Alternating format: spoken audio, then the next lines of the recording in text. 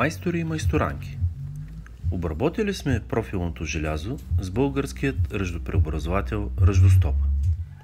Котката си прави сутрешната разходка и се възхищава на уникалния ефект на Ръждостоп. Днес ще ви покажем как се прави монтаж на анкерен болт в бетон. Ще използваме анкерен болт 10 мм. За целта пробиваме със средло за метал 10,2 мм.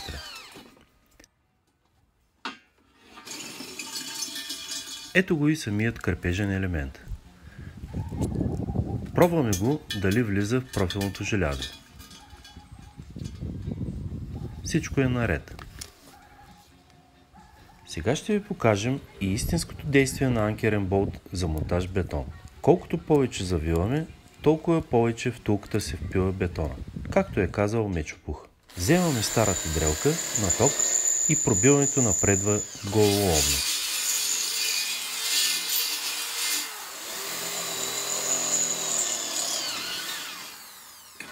През профила пробиваме дупка в бетона за анкера с средло за бетон SDS Plus 10 мм.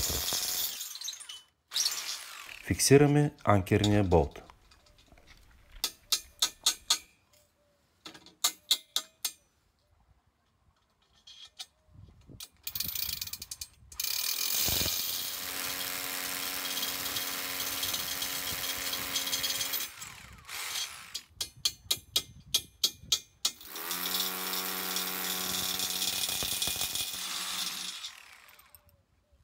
Набиваме анкерите с чука до край.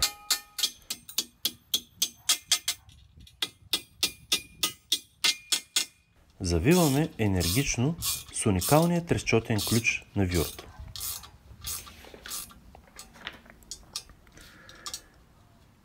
Накрая приключваме силово с гаечния ключ. Ето го и многофункционалното бижу, което използваме.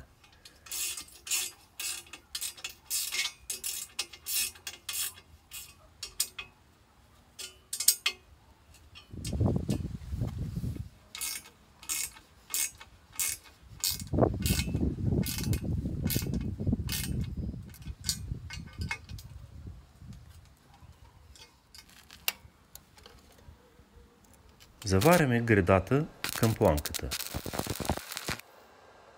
Ще нанесем върху желязото алой, алуминиев грунт на Норфест.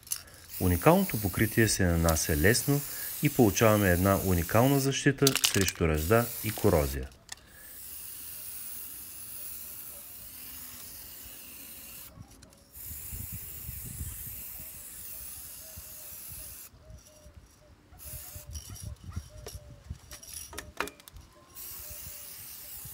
Ето го и крайният резултат, който е много повече от добър.